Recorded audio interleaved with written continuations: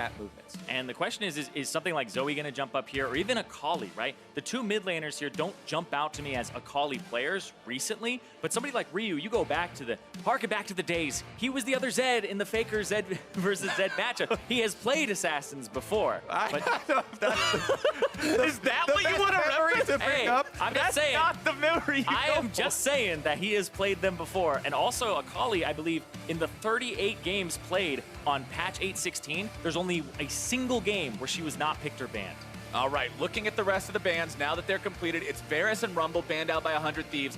FlyQuest decide to take Gangplank and Rakan off the board. Critically, 100 Thieves pick the Braum for their support. That is a huge pick for both of these teams. Yeah, denying both the Tahm Kench and the Braum in a 1-2 combination here to JayJ forces him onto something else. That's what a lot of people were calling for, with the FlyQuest lineup. As they also said on the analyst that Shen is a possibility, but I want to return to Zyrene's point about the Akali and about how prevalent it has been. Not banned here yet, not picked either. Now, the number 1 and number 2 counter picks into Akali that pros have been talking about and that we have seen used successfully are the LeBlanc, and you try and get those kills. It's a little bit more volatile, or the Galio, which seems much more like the team play and cross-map sort of answer. That is a possibility. Still, she's not shown up, though. Yeah, she hasn't shown up. What shows up here is the Kaisa, who's actually the most prevalent ADC on patch 8.16. And right now, she has a 16-3 in terms of win rate on 8.16. So she's the most picked. She's got an 84% win rate on this patch across 19 games. It's very powerful. People are kind of going for the tank plus hyper carry type strategy. Yeah, it's funny because she has gotten nerfed over and over since she came out, but people just keep jumping builds. Yeah, you just changed the item. This champion can scale off of every single stat in the entire game, so then you just move on over to the next sort of build. And right now, Storm Razor is so strong, the item is actually maybe a bit too strong, so pretty much all AD carries are rushing that, and it works very well with Kaisa, allowing you to get early upgrades to both your E and your Q. Well, if we're talking about getting going early and talking about hyper carry type champions, 100 Thieves were very quick to lock in the Tristana for Cody Sun. They see the Nocturne on the enemy team. They pick something that can get itself away from it. They're also going to grab the Ryze there in the mid lane for Ryu, as the final pick in the first half of the draft for FlyQuest is the Alistar. Yeah, and I've been definitely a big fan of the people trying to start utilizing Tristana. We saw it a little bit previously already in some kill lanes, but she definitely has a possibility. If you have either Braum or Alistar, the two supports in this game, those have very high kill potential, especially if you get a gank, because she can close the gap with her rocket jump very quickly, has a lot of burst damage, and you get a stun from your support. Yeah, and she outranges the Kaisa here, so it's a good matchup for her throughout all points in the game. But the Alistar alongside the Kaisa gives you that gap closer. It gives you a way to add 2 plasma for her combo and burst people down. And I like that they have engaged here on FlyQuest to help force the issue, because 100 Thieves, one of the strategies that they love to go for is 1-3-1, the split push, which the Ryze is going to help with there. And the way you counter that is being able to engage with the Alistar and with the Nocturne. Yeah, Nocturne very good at trying to pick off people in the side lanes.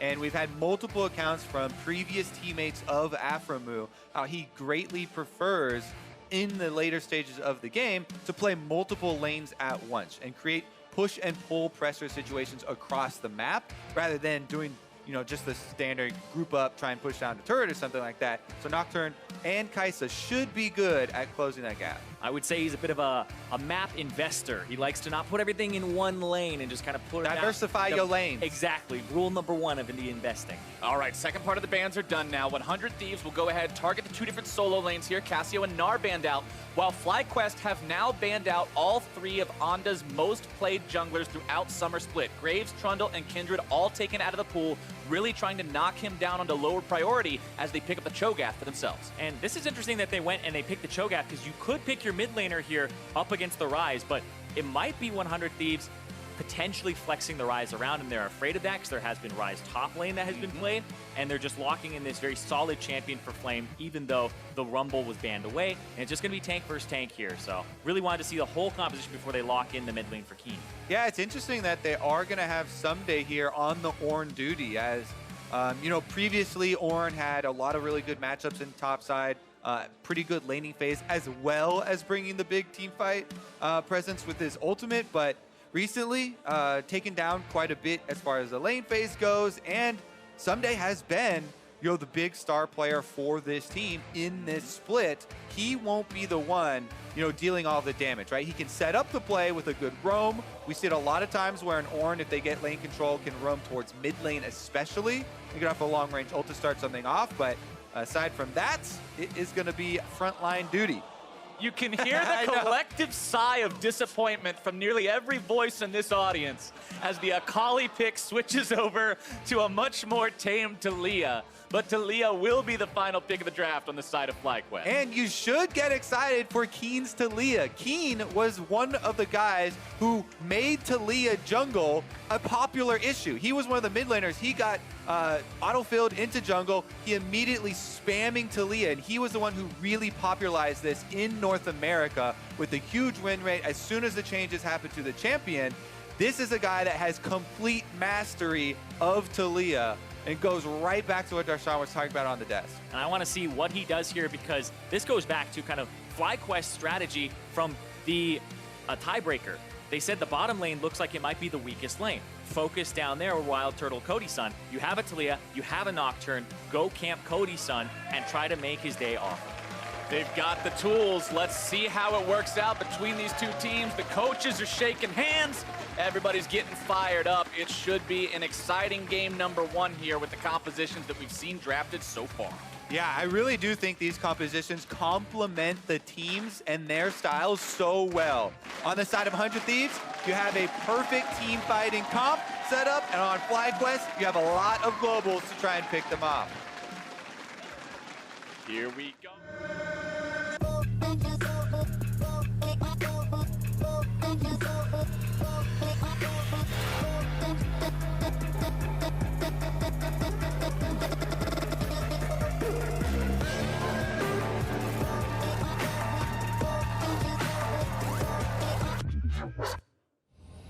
Here we go. It is game number one in this potential 5-game series to decide who is going to be the last of the 4 teams that will get to go to Oakland for the summer playoffs. And a lot of the desk was saying 100 Thieves heavily favored. You can't really disagree with that. It's the 3rd seed versus the 6th seed. But from FlyQuest perspective, they actually feel like they match up quite well against 100 Thieves. They went 1-2 against them, counting the tiebreaker, and that tiebreaker was very close, and there was the potential for them to go 2-1. So out of the teams that FlyQuest could have possibly matched up against, they felt like this is the best one for them in terms of they can get those early leads against 100 Thieves. They have the potential to close it out, and they're actually quite happy with this because they feel like they've been able to take some games off them, especially in things like scrims too. They definitely have, and you were talking about it also helps that they had the jungler trade, and they're from FlyQuest going over in the Meteos trade to 100 Thieves. So theoretically, they should have, you know, a lot of inside knowledge as far as how the other team works. Whereas FlyQuest, they kept Santorin in, so it's not like they traded for 100 Thieves member and immediately had them on the roster. Yeah, they basically trained and gave them away to 100 Thieves, got the jungler from 100 Thieves, Meteos, and Meteos has been able to share very intimate knowledge of the way that 100 Thieves has worked. And so FlyQuest are very confident in this matchup here.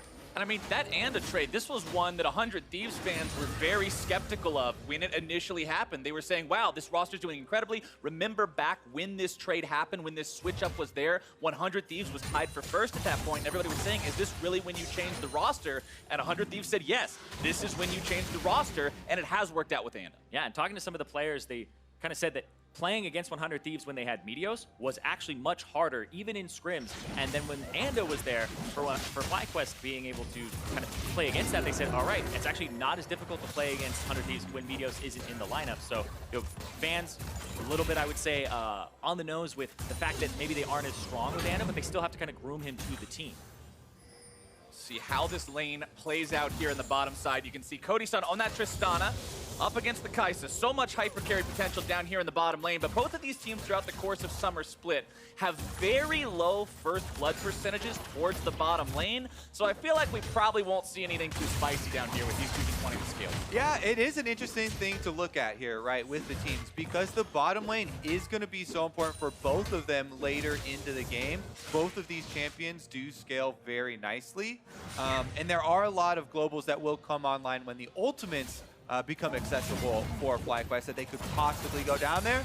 Beforehand, though, it will have to be, you know, just some big plays from these supports. The supports are the ones in control of the crowd control down here on the bottom side, and they have actually both been leaders for their teams. Yeah, JayJ came in. Remember, FlyQuest actually brought him on, and then it's like, oh, there's this change in the bottom lane. They started popping off as soon as he joined the roster with the combination that even pulled bans of Tahm Kench, Varus taking away the Braum.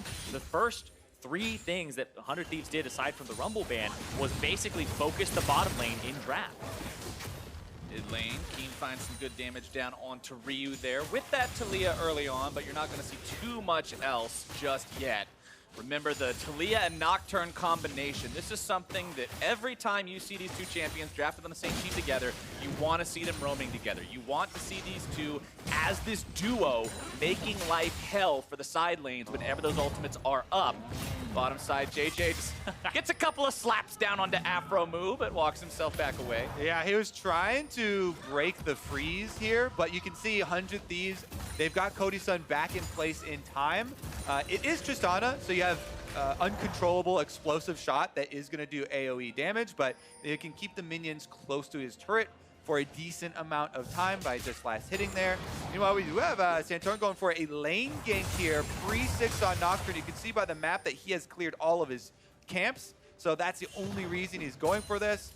He's not losing out on much efficiency. As soon as his Krugs do respawn, the highest value camp on the map, he goes right over to do that, and he should just finish up his clear, trying to get to that level 6, get access to that ultimate you're talking about for making an impactful game. Yeah, and the question is what's going to happen here after those Krugs? Because the Scuttle Crab on the top side is coming up soon, and both junglers have looked at the top side because of that. Right there, Flame spotted him. And is into the top lane. Flame quickly flashing away from this one. Still going to have to try to get out. Still gets stunned up. Rupture onto Anda, knocking him up into the air. Counterattack comes in from Santorin. The 2v2 continue for now. Ssumday going to be taken very low. Stun coming down onto Santorin now. Ssumday still has to walk away. He finds the bellows breath into the first blood for Anda. Don't underestimate the shield, but Keane actually roaming up the river now. We're not done, Captain Flowers. Can Keane find revenge here? Ssumday is healing up through the potions. And is going to be taken low, flashes over the seismic shove, make sure he doesn't give a return kill, and 100 Thieves get out clean. Yeah, went up there, went after the person who had flash still because Anda was able to body block, but that's still an advantage there. First blood going over to Anda, off of basically making the same move that Santorin did, but Ssumday has a little bit easier gank assist in the top side. Now we got the 2 versus 2 bottom lane. Aphromoo taken pretty low. Another fight here mid. These guys are scrapping all over the ring. Yeah, that is one of the earliest first bloods that we have seen for 100 Thieves. Them being able to turn that back around, I guess, in the counter gank, as Santorin got a little too amped up with the extra attack speed off of his spell shield block. Was very important for them. The kill went over to Anda on the Sejuani. He could play the front line, get a little bit tankier, quicker, and now they're just trying to face off over the Scuttle Crab. Scuttle fight! Four-man crab fight! FlyQuest has control over the ever so important crab, and Santorin secures it. Yep. That was actually, Anda didn't have smite for the first few seconds of that, and so he was kind of delaying, being like, all right, well, let's wait a few seconds, and that's why they didn't jump the gun on it. And also that 2-on-2 would favor the Nocturne most likely, because there hasn't been a purchase yet. Spending of that gold really for Anda. The first flash came out, and there's all those stuns. The stun into the brittle, and Santorin comes in to try and save Flame. He does save him, but then the Bellows Breath just barely gets him enough. Oh! And Ssumday has been so good this split. This is another play by him on the edge, baiting in, playing with his cooldown. 1 more second on that sucker to come back up. He turns it immediately around, talking in coordination there with Anda, and they pull it off. That was Ssumday, their top player, and Anda, the guy that you talked about just joining the team and then having to meld with him and move him onto the team, has worked out pretty nicely. Ssumday really just has been top tier throughout the entirety of this split. Remember the performances, not only, we're seeing him on the Ornn, we've seen him on tanks, the carries that we also talked about a little bit during Champions, like when we saw the Ornn locked in. This was the man who held the line 1v4 as a Jax in a funnel comp where he wasn't the funnel. This is the guy who has made this team find successes in places where normally only failures would live. And even the fact that 100 Thieves ended the regular season lower than last split, but their performances from Ssumday were incredible. They were night and day. Last split, he was the tank guy. This split, he's playing everything. He was able to play the bruisers, play the counter matchups, pull the things out that people didn't think were even good, and play them very effectively, and I've loved watching him, and there's a reason he got the All-Pro team. Meanwhile, from the FlyQuest perspective here, they do have that level 6 now on Santorin for the Nocturne, so Santorin now does have a lot more options. And you have to be careful in these lanes, especially the ones with CC for setting up those ganks. Choo-choo, it's time for the gank train, Kobe. We got Taliyah, we got the Nocturne ready with the ultimate. These two now have to set something up with those side lanes, make something happen to get that huge team play and bring this comp online. I completely agree. You need to start using your Nocturne ultimates as soon as you gain access to them. As long as you have the Caulfield's Warhammer, you have your 10% cooldown reduction, so let that thing rip. Try and get some sort of advantage in lane. Count the cooldowns. I mean, Flash would be only down on top side, but I think there's a lot of good options bottom side as well. Yeah, you can either go for the gank top lane because Ssumday doesn't have Flash, or you can try to track Anda and go after the Sejuani and get him because he doesn't have the Flash either, and I feel like you don't really want to play to the top lane. You want to play to the bottom lane here for FlyQuest, but the issue is that Ssumday has teleport and Flame doesn't. So if you make a bottom lane play, there's a big map advantage for 100 Thieves. Advancing into the enemy jungle now, Anda trying to contest this blue buff here, saw that Santorin was doing it, decided to move up, drop down a control ward of his own. Ryu's also hovering this fight, but 100 Thieves have brought multiple men to the party, and it looks like they will be able to bring this blue buff down rather easily. Keane gonna take some damage there from Ryu off to the side as well, and that is blue buff for 100 Thieves. They wanted to give it over to Ryu, but Anda ends up taking it. Yeah, fine on Sejuani. He'll be able to hand over their own to Ryu if they can just get back on the other side of the map. But that was pretty much all off of the pushing bottom lane there. Cody Sun and Aphromoo shoving in this lane, so they have priority. They can rotate up and help with the invade. And look at all the vision for 100 Thieves after the play as well. Yeah, all that bottom lane vision, which will set up a potential break, and that's why Anda's playing to that side. But also, TP advantage from the top lane because of the fact that that gank came through. So even if they decide to fight that on FlyQuest side, Ssumday had backed up, he would TP in, and it would just be a really bad fight for FlyQuest to take. So because Flame died, they had to see that. But now there's a bottom lane play here. 100 Thieves really want to go in on this one with one of the Sejuani ultimate, but here comes the Nocturne ulti counterattack as well, just trying to buy some time, keep these guys blind. Into the fight they go, and there's the seismic shove. Santorin gonna grab the kill onto Ryu. FlyQuest have found one hell of a counterattack, and they go 3-for-0, triple kill Santorin. That's the other thing about the globals and the semi-global ultimates. They are great for countering dives like that. FlyQuest completely flipped the table over. 100 Thieves are going to lose out not only on those kills, on the dive, but on the dragon as well. You were talking about it as soon as it was locked in, Kobe. The Taliyah for Keane, popularizing it in the jungle, making it basically showcasing the fact that this champion can be insane. And right there, that wall was picture perfect for that game.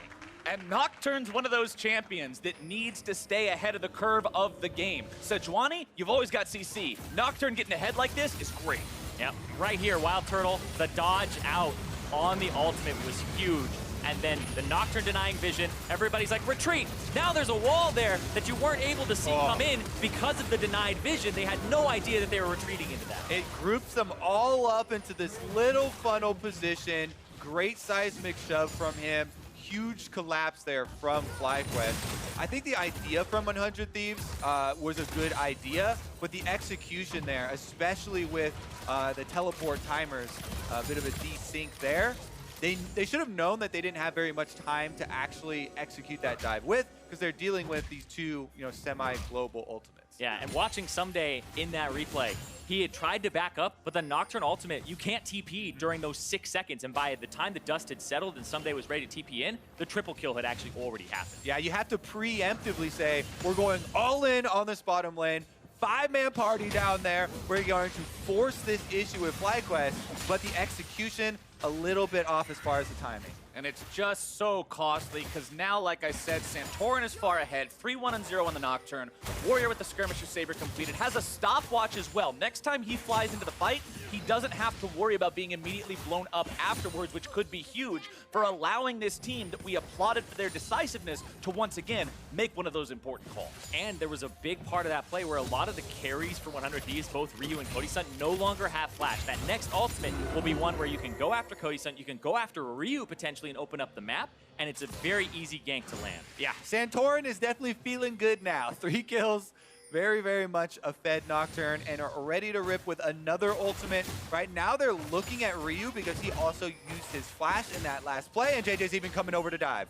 JayJ wants to help set this one up, but it looks like they don't really have everything in position right now. 100 Thieves knows that this is not a good situation to be in. They are going to get Ryu back a little bit as the top lane turns into a 1v1 that both guys back out. But that pressure that they just applied mid gives Keane a CS advantage, and it allows him to make Ryu back up. But watch this, here he comes. Oh, he just flashed. Santorin decides it's time to go in onto that Ornn. Underneath the turret they go, fear coming out, damage going through, and Santorin goes on a rampage, 4-1. And this is a game where we talked about it at the desk.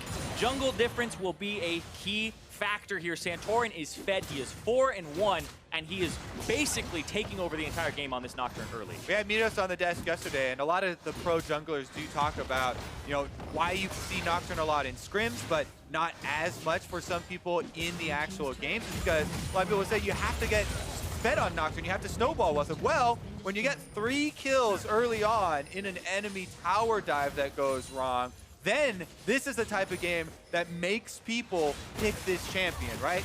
Very easy to execute. Just pop the ultimate. He has plenty of damage to back it up since he's gotten so many kills. And now they get the turret, plus Rift Herald very low. 100 Thieves will run Ryu up towards this, but I doubt he'll have a whole lot to say unless he gets some sort of a weird and very lucky steal. That's not going to happen. Keane sticks around to pick up the eye. But here comes the Ornn horn. Keane's knocked up into the air, and he'll be sent back to the spawn platform. 100 Thieves pick one up on the back. You got the eye. Worth it. You know, that's one where you got to pick it up. Maybe get a turret in the future. But, yep, a lot of ultimates used there to get him the Sejuani as well as Ssumdays. But they didn't get the cleanse out of Keane. So he flashed. No cleanse was burned there. So the next Sejuani ultimate, he'll still have a way out of it. And off of that, we have 100 Thieves making the early rotation here. They swap Cody Sun and Aphromoo up to the top side. Tristana try and just rush down this turret. With the extra time that FlyQuest spent on this Rift Herald, it wasn't just that Keane went down there. Everyone had decent recalls, so they won't be back out on the map, and it will be an extra turret over to 100 Thieves. Well, they actually don't stick around to finish it because they do have deep vision. Yeah, because they also are a little worried of Santorin potentially lane ganking with an ultimate here, because it's coming off a cooldown right now, and he's level 10. He's got a lot of damage behind him. He's going for a Black Cleaver build here, which would work quite well against the Ornn and the Sejuani, but it's not that bursty build that you see. It's not the Chad build, it's solo kill. Does give you a bit more health to survive if you're facing a lot of tanky champions on the other side, and it's difficult to actually find your target. But here's another look, and again, this, if the enemies get a kill on you when you're getting the eye, and if 100 Thieves have been able to finish the turret afterwards, due to everyone on FlyQuest having late recalls, then it wouldn't be worth it, because usually you don't get much more than a single turret with your eyeball. Right. But they weren't able to finish it off, so we're still up in the air on this one. And there's a possibility, there is always a possibility of getting multiple turrets with an eye if you make a big play first. Those are the ones you like to see, right? Saving onto that big cooldown until you have a really good opening to get a lot with it. And even though the eye was picked up on the side of FlyQuest, they have not used it yet, still have it ready to go. There it is. But importantly, here we go. Shelly. That will, there we are. Kill the turret. I think it'll do... It'll take it really low. It'll take it very low. And if they get some damage on it ahead of time, you can hit the eyeball once.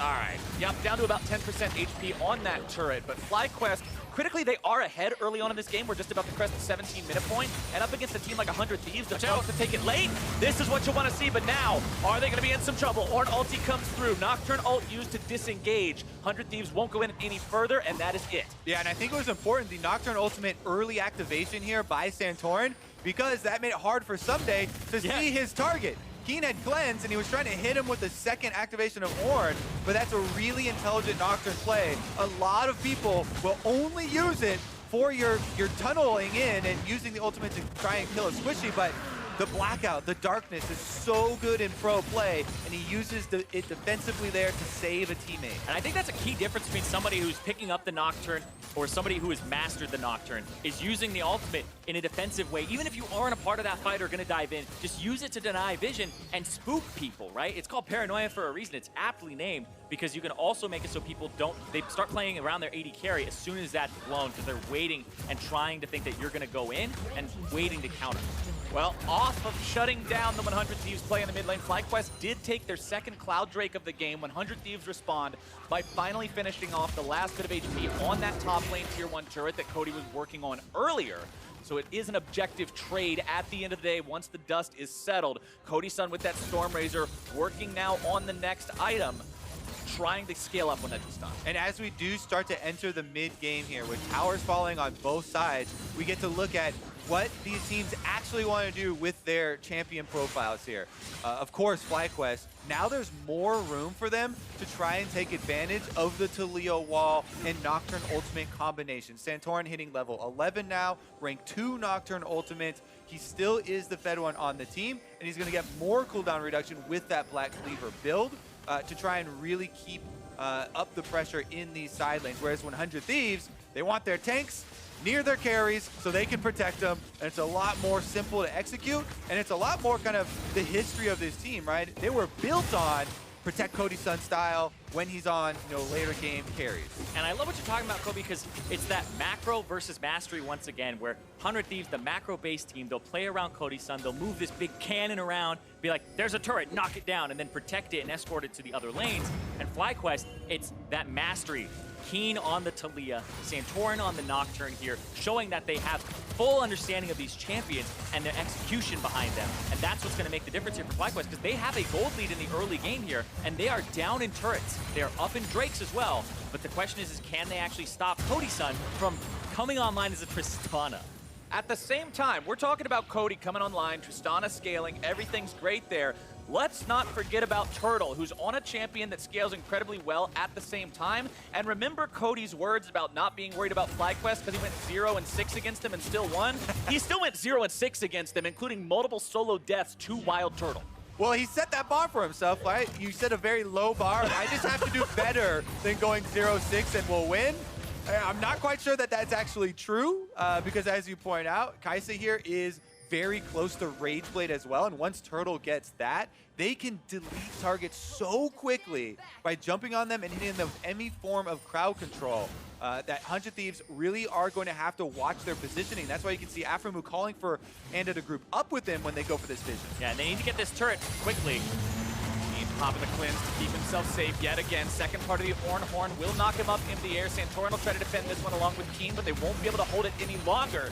That's the third turret of the game going over to 100 Thieves. That's the final link in the outer turret chain. Knockdown. And they still have a gold deficit here of almost 1,000 gold. FlyQuest are about to knock down and counter turrets mid because they've just brought WildTurtle. It only needs some finishing touches on it, and that bottom turret is also about half HP. So FlyQuest, they need to knock this one down, knock the bottom one down, and then make sure that they can set up for Baron. Oh, here comes the wombo combo into the dive, and Ryu is deleted. FlyQuest knows how to go in, and they pull off that one successfully. Weaver's Wall coming in from the side, seeing if maybe they can find any more. Cody Sun's not going to be taken down just yet. Ssumday there on the front line. Aphromoo also throwing up the shield.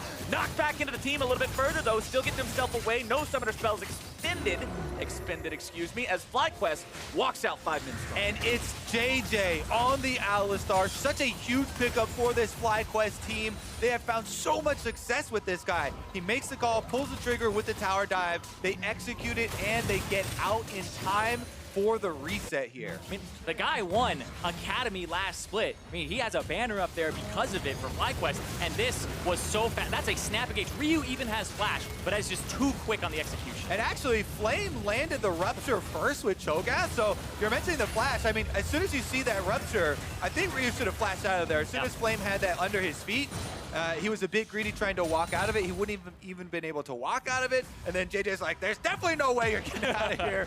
As he went in as well.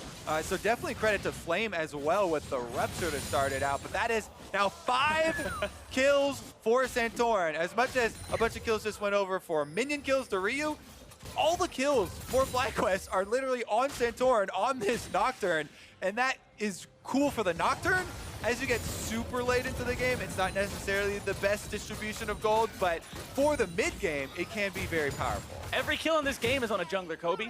Look Hell at yeah! 100 Thieves. And has got all the kills too. It is jungle, jungle, jungle, jungle, jungle, jungle, jungle this game so far in terms of who's cashing in on the kills. I feel like I'm the only jungler who doesn't like getting the kills. Because That's you're true. trying to play you're over here trying to play Mr. Team Player. Don't worry, I'll help my team. Kobe and I are trying to 1v9. You guys help your team by carrying. Yeah, exactly. I want other people to carry. But hold on, Mid Keane. lane, Keane keeps himself alive through the Ornn ultimate. TP gonna be coming in from behind these guys. Santorin goes in, utilizing the stopwatch. Flame gonna be going after them two into the back line now as well. JayJ found a knock up onto one. Ssumday still gonna be tanking, goes into a stasis of his own, stun down onto JayJ. More damage coming through from Keane now onto the side, throwing out the threaded volleys, almost getting himself knocked up into the air. Flash away as Ryu goes forward, looking to find the damage, grabs JayJ. And FlyQuest still continues retreating. We'll see if they can find anything, but it looks like they're done. Ryu holding onto his flash from before, doesn't use it in a defensive manner. He wants to get the kill with it. He flashes in, and he gets some payback there. Money off of JayJ. And now 100 Thieves are looking at the Baron. They found their way into the pit. They're knocking down the control wards.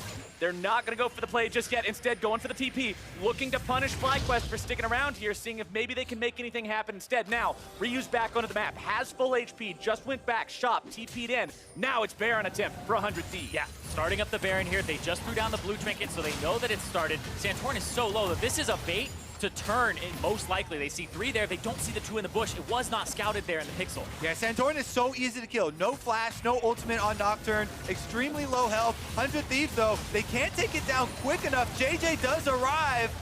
It's a very slow Baron take from the Thieves. Weaver's wall comes out, will be blocked up by Aphromoo. Good unbreakable there to make sure that doesn't go any further.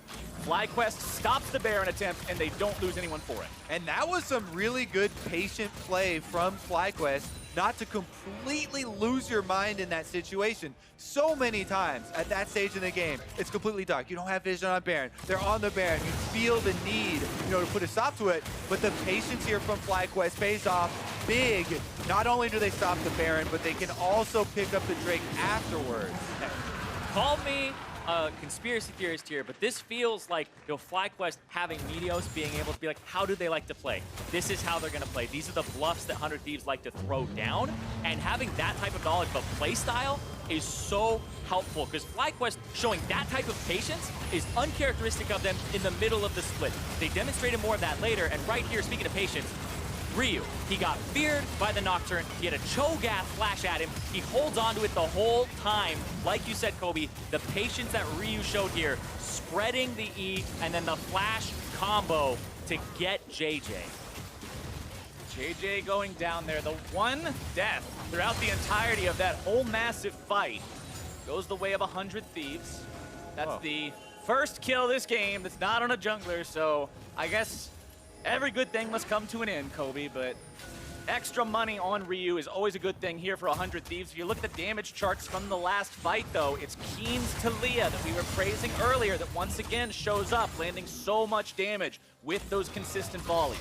And you talk about all the kills being on the junglers, and if you examine the last team fight, Santorin, this guy with all the kills for FlyQuest on the Nocturne, went in onto Ryu and got him to half health, but Ryu still got to stay in the fight. Santorin had to flash out afterwards, and this is a problem that you see develop later with Nocturne picks in pro play, the team fighting. But here we go. FlyQuest deciding to go after Ssumday. Is that going to be the pick? Yes, it is. Flame takes him down first and foremost, but now onto the front line. The Cho'Gath's also going to suffer as Aphromoo and the rest of 100 Thieves retreat back into the jungle. Cody Sun off the side, ready for the flank if they need him. 100 Thieves trying to regroup, get themselves back in position, but FlyQuest has priority over the mid lane. Ryu deciding to use the ulti to get them into a defensive position onto the tier 2 turret. A couple more auto attacks will take it down. Turtle makes sure with that one is now FlyQuest has to get themselves out, but they're deciding to re-engage. JJ is going to be on the front line and left for dead as FlyQuest heads out. JayJ went for the headbutt pulverize, but he got stunned by the Braum stun as he was Wing, so you can't Q, and it headbutts him out of Keane's W. Keane had the knockback coming, and then he knocks him out because of the stun. Yeah, JayJ, he was caught there with the slow from Braum Q and didn't want to use his flash defensively. So even though he dies there, he decides to turn and try and go for the headbutt play. I still like keeping this very important cooldown for Alistar in your flash for a possible bigger reward of a team fight soon to follow. Here we go, though. They annihilate Ssumday here with the true damage from the Beast, but Cho'Gath falls right afterwards, so it's completely evened up. And that was another one where Santorin uses the ultimate, denies the vision, and then right here, this is the play where JayJ, he gets marked, and then you see him get stunned. I believe it procs right as he W's in. So Cody Sun's hitting him once, twice. Oh, it doesn't actually. Oh, what? You just missed the Q. Okay, interesting. Was that? I'm very unsure on that because it looked like he got stunned. There was a bit of a stutter there. But Either way, Either way, No, goes in, Uh-oh. he gets taken down.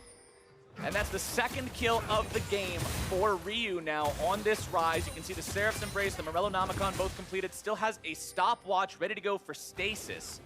And when you looked at Ssumday in that fight and how quickly he evaporated, look at the itemization. It's Frozen Heart, it's a Chain Vest, it's Abyssal Mask, which, yes, has some health on it, but overall, you are very vulnerable to the true damage from this Cho'Gath. Definitely true, and he hasn't fixed that problem yet. Here they're on Baron right now. Keane with the wall. Wait, Ian Weaver's wall's 100 Thieves away. Baron's still going to be taken down pretty quickly, but it's not going to be quick enough to get Flame. Spike came out. Flame going to be trusted to take this one down. Beast goes through. Now can FlyQuest get themselves away without too much punishment? It's Flame on the front line that's likely to sacrificial Cho'Gath, taking himself over the wall. Ornn looking to use the ulti, maybe grab somebody else. Not going to find the knock-up with that one. Santorin still looking to get away. Spell Shield keeping him alive for now, but it will not block the shot. Shut down for Cody Sun. And true to form for 100 Thieves, it is Cody Sun picking up these kills. Red buff on Tristana, level 15 now. They get to push for turrets afterwards, even though the Baron buff picked up by FlyQuest. The turrets to 100 Thieves. What is the price of a Baron? That is the question that FlyQuest has to answer as 100 Thieves march down the mid lane. Inhibitor turret number 1 is gone. Inhibitor will not be contested. Keane will try to just throw some spells in there, but they won't be able to hold it.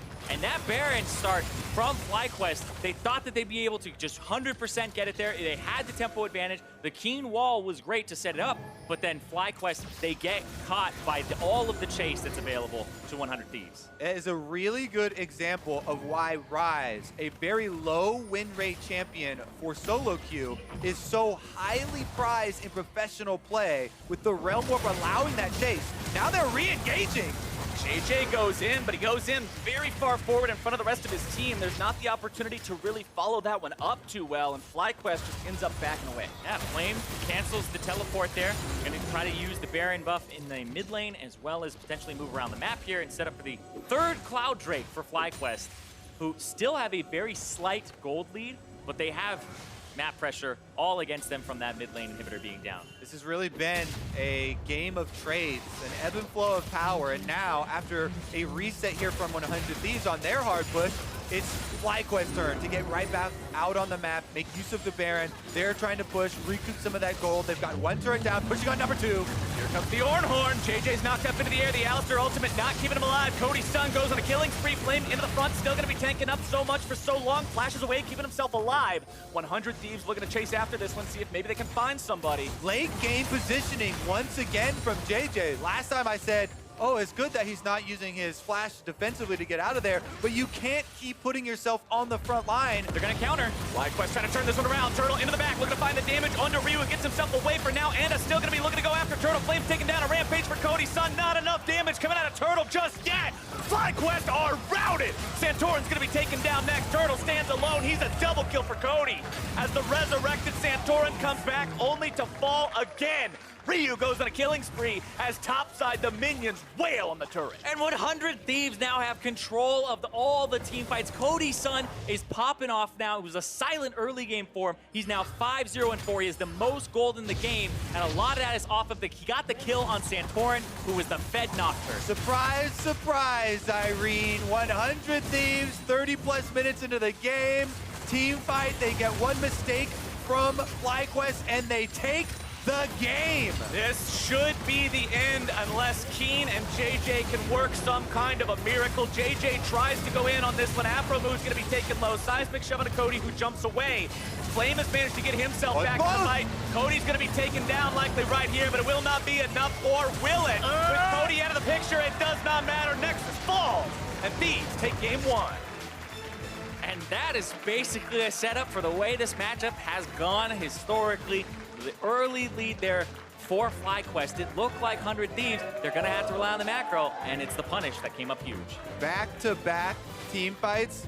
JayJ on Alistar gets slowed out in a frontline position, does not use his flash to get out defensively, trying to save it for later for an offensive play, but you get no chance to make that offensive play if your Nexus dies off of that fight. Yeah, that's one where you have to look back at it and be like, all right, he has to pull the trigger very aggressively. And we saw FlyQuest do that with something like a Baron pull, but they got punished for it. And that's one where you have to kind of rethink it and say, okay, was that the right play to go for? And it was mis-execution, or should they have not gone for that Baron in the first place? And let's go back to how FlyQuest got the early leads, because the initial turnaround on the turret dive, it looked great. Santorin got rolling. Hell yeah, we got a nocturne. He's fed. Everything's going on, except, oh, wait.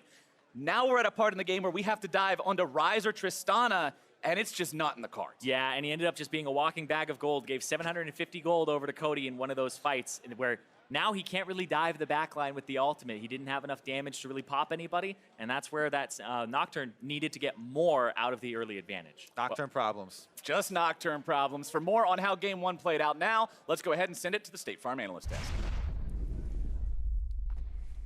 Thank you very much, gentlemen. 100 Thieves coming out on top, rather, in our first game of the best of 5. But I feel like this Game 1, in a lot of ways, provided a lot of evidence, at least towards a lot of the questions that we raised in the pregame around, hey, early leads built by FlyQuest, how 100 Thieves would respond, the champion dependencies of FlyQuest and how that would be dealt with in champion select and or maybe alleviated by in-game play. And so I just want to dive into the discussion around answering some of those questions first from our pregame coverage. I think it's interesting to see the two early kind of power pick bans around top lane. You have the Rumble and GP banned out respectively, and then as well as the Tahm Kench ban against JayJ, and then the Braum first pick kind of indicates both teams understanding what the other one wants to do. Yeah, I think this is one of those series where they've kind of got it figured out, like, this is how this team works. And I think you saw JayJ just had an awful game. Like, on Alistar, he was getting caught out constantly and just positioning really poorly. And I think it just shows you, I think the most important thing for draft is getting Tahm or Braum for JayJ. So I think next game you're going to be seeing them trying to get that. Yeah, I'm hoping that 100 Thieves just bans those two things on red side and just kind of dares JayJ to play something else. The other thing about this game is I thought Sej was actually going to be a power pick in this series, so I didn't like the Nocturne from Santorin. Sure, it started 5-0, and you can make the argument that if they would have played properly, it would have won, but I just like Sej more for them when they have a tank look from Santorin. And also Ryze is a mid lane power pick in this series, I think, as well, and Ryu looked really comfortable on that champion. It's a weird game where, like, I actually liked FlyQuest comp in a lot of ways. I felt like they had the scaling advantage in both the marksman and top lane tank position, which is usually 2 times where I'm like, all right, so you should have a pretty good front line and you should have a really good back line. But I don't feel like with those Alistar mistakes where he wasn't going in at the right times that they were able to really convert those. And, of course, the other big part of this is the fact that all these advantages by FlyQuest were kind of keyed off of a big mistake by 100 Thieves. Yeah, I thought this was a really interesting point in the game because both teams were kind of stuck into not doing much because of the threat of the bot lane dive and the shove, and 100 Thieves did pull the trigger. Because FlyQuest had been holding Nocturne out, they were able to turn it. I thought that was well done by FlyQuest. Right. Early advantage picked up by FlyQuest. How should they have closed out that game? Because we talk about having early leads and maybe some difficulty in the macro game of closing, but if you've got a fed Nocturne, what are the steps that need to be taken to actually win this game 1? I think decision-making wise, they were making fine decisions. Yeah. It's just like, watch this, like JayJ is going to end up ahead of the rest of the team and gets focused down because unlike Braum and Tahm Kench, you have, I think, less defensive tools outside of just your ultimate. Yeah, I mean, I think with Nocturne, you want to be abusing the side lane a lot more, and I think it's good for FlyQuest to abuse the Cho'Gath win condition here, but it just goes horribly wrong and they lose an inhib out of it. So I think these teams, it's going to come down to mid-game a lot, like who can get the better mid to late game team fighting. When I see 100 Thieves team comp with really straightforward, easy engage with Sejuani and Ornn, and I see Braum with when it's a hypercarry versus hypercarry situation, I'm going to give the game to 100 Thieves. Like, you're not seeing these teams like going straight out the gates, taking an early game lead and just snowballing the game. No, it's going to be one of those series where every game is going to go to like 30 minutes. It's going to go to mid lane, 5v5, like, you know, playing that like slow fighting style, and the first person to make a mistake is going to lose the game for their team. And I think that you're going to keep seeing that happen over and over. If I'm FlyQuest's coach, I'm going to say, how can we get JayJ, Tahm Kench, or Braum? And if I'm 100 Thieves and I ban Tahm Kench and Braum, I think 100 Thieves is going to go away with another win, because I think FlyQuest is definitely going to choose blue. Yeah, and when you say first team to make a mistake, you're meaning first team to make a mistake post 25 minutes, Yes. right? Because the early game advantage was granted the FlyQuest. And to your earlier question, Dash, I do feel like the Baron play was the right idea. It just falls down to execution. And the fact that Cody Sun got the shutdown gold on the Nocturne kill, and he got, I think, multiple shutdown golds throughout the game, really put him ahead to be able to be that late game carry. And that's one of those things where FlyQuest is just, it's a hard loss to take in that sense, because they're like, okay, we should have done this, but we just should have done it better, right?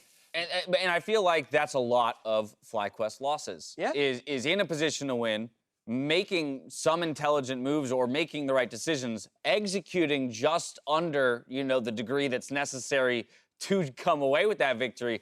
And then how do you actually stomach and metabolize that loss, or actually pull a learning out of it to go ahead into game 2 and say, now if we do this, we will win? I don't know if it's too early to start going for big adaptations, but you don't have to do tank versus tank in the top lane. I think the early bans that both of them kind of opted into, FlyQuest and say we'll start dropping those, and then we'll start playing like the GP metagame where like we pick GP, so we have the scaling advantage, now you need to punish it. You can do some stuff like that. Now, before we reframe the discussion towards game 2, it's playoffs, and lots of veterans talk about the postseason buff that pushes pros to make an outplay or split push to victory. Then there's the buff that makes a teammate just want to say, I'm helping, presented by State Farm. In this game versus 100 Thieves, Keane makes the wall that grants his teammate Santorin an early game triple kill. Let's take a look. Yeah, I'm starting range. Here we go. I'm on Ryze, I'm on Ryze, I'm on Ryze, I'm on Ryze. I'm on Ryze, he's 1 HP. Go, go, go. He's ignited, he's ignited. Looks really good. It's really good. Yeah, Looks really good. Wait, Go, go, we go, kill them all here? He's gonna hit flash, hit flash. That's really good.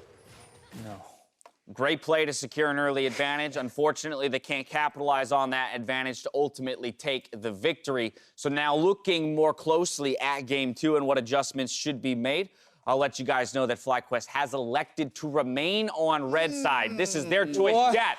Top of show, you said blue side is so important. The win rates for both of these teams on blue side are through the roof. So how does this make you, how does this make you feel? Red side's better on the Jack, it makes me feel better about my 100 Thieves prediction, Dash, I'll tell you that. TSM won the red side. TSM won on the red side. So I know. There is strategy around there. I think if they would have taken Sejuani instead of Nocturne there, they could have had the better 5v5. They still got Kaisa, which could give them a better late game carry. There's things they can do on the red side to do an improved version of this. But the reason I don't like it is this, to me, says they have a pick that JayJ can play. I was going to say, there's no way you get Braum or Tahm Kench on red side as FlyQuest. Right, because 100 Thieves has already shown they're willing to first pick Braum. So maybe they're going to ban Braum as well, drop one of their other bans, and think they're going to get like Ryze Sej as the 1-2 or something. So it could work. On the season, they're 3-9 red side, 7-1 blue side. So that's bad. That sucks, sure. But if we're talking about red side counter pick on top lane being very important, as well as the fact that red side has the advantage of last picking first phase, a top laner, then double banning counters against it, you can drop that GP ban, which I think they had, or maybe it was the Rumble. One of those two they had on that side, and you put the Braum in there instead. You go for one of these power picks you're talking about, Sej Ryze, and then you can go your solo lane, last top, just take it and double ban if you need to, or you can save counter pick if the other side's doing it. They can do more in the draft than we saw in that one, so I'm willing to entertain the red side, I guess is what I'm saying. I don't love it. I really don't understand why, because I think they could have gotten the Tahm or Braum on blue side, but on red side, if they're going to stick with that, what I want to see is them putting Santorin on like Sejuani, like we're saying. I think the Nocturne's okay, but I think them having a team fighting engaged tank, way better. Try and get Flame on the counter pick carry, and then don't put JayJ on Alistar again. Go for the Shen, because that's a pick that a lot of people are doing in LCK, even in other regions, where when people pick Braum, they go Shen, and I think that's way better. If you get Flame on a carry and Santorin on a tank, now we're talking, but their red side win rate is abysmal. Like, why? Just get Tahm Kench or Braum on blue side. Like those strats we hadn't seen yet. It's the red side winning strat. Questions raised. More questions and curiosities raised by FlyQuest picking red side, but I'm sure we'll have some answers soon enough as we return for game 2. See if FlyQuest can tie up the series after the break.